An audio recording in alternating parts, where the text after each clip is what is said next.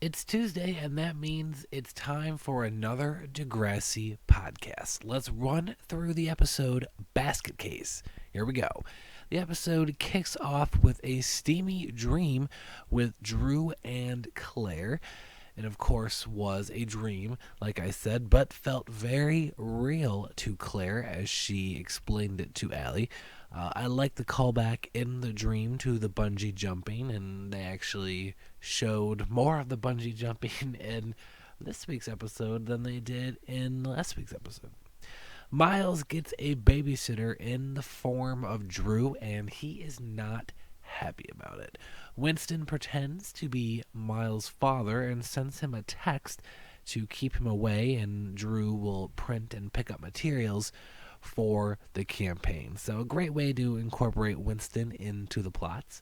And then we go to Dallas spying on Leo. He calls Rocky before he does anything he will regret. Now, I know that, violence and violence to go together, violence on violence is what I'm trying to say, is not a way to, solve an issue, of course.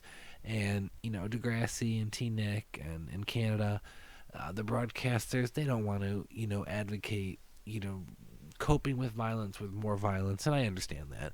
But it would have been nice just to see Dallas to throw, a punch to Leo. I mean, there have been fights, of course, before on Degrassi, a lot of them, and a lot of drama and fighting.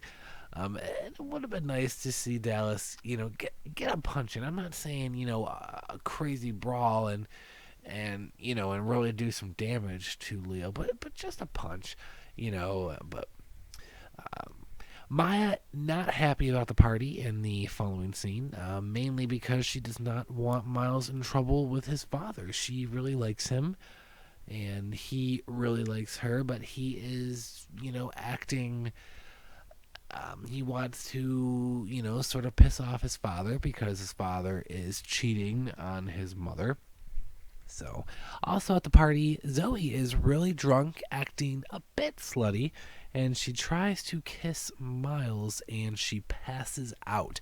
Now, uh, this is just moments after the episode has ended, and I had no idea that next week was going to be an hour long episode. I had no clue that they were going to do that. I had no idea that they were going to do this storyline with Zoe.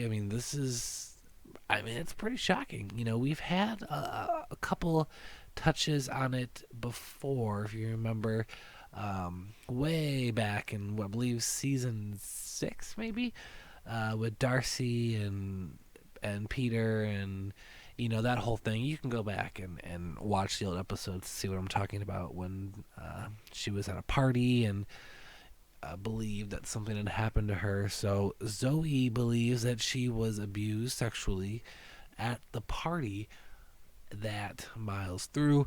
So it'll be really interesting to see where they're going to go with this. And they had a lot of the cast tweeting out how the episodes were extremely, shocking, and it seems like a really shocking episode. And I gotta say, I love how the little plots in a previous episode lead into a big plot in another episode or further down the line, and the way that they've been building the arc for Zoe has been fantastic.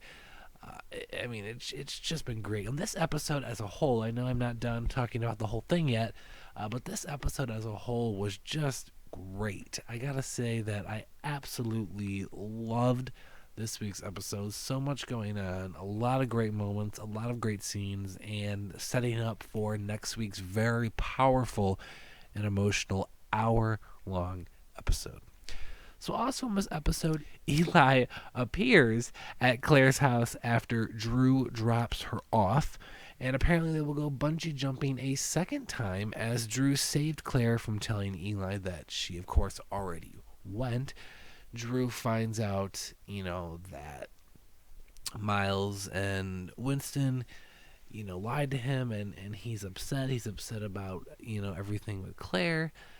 So, and then Drew, of course, goes to the party, and he tries to stop it, and it doesn't, really work. I mean, I guess we don't really see it working on screen. Miles leaves and tells his dad later on in the episode at the end that Drew did stop it. So, and of course, we have Dallas. He sets up a meeting with Leo and Allie, and that was very emotional. It did provide some great closure to that story. And while I haven't been the biggest fan of certain moments of Allie and Leo, I do like how they took some time away from it and they wrapped it up, and they still found ways to incorporate Allie's pain without actually having Leo on screen. And it was just great to have an ending to that plot as well. And at the very end, Miles leaves the party to apologize to Maya, and she pretty much rejects him. She's not necessarily, I don't know how I would describe it. I mean, she's not in the mood for it right now. She wants him to care about her and show that he cares about her. So there we go. A very powerful episode tonight in Basket Case. Very enjoyable. One of my favorites of the season. And I'm very excited for next week's episode. So thank you so much, everyone, for listening. And I will talk to you all next week.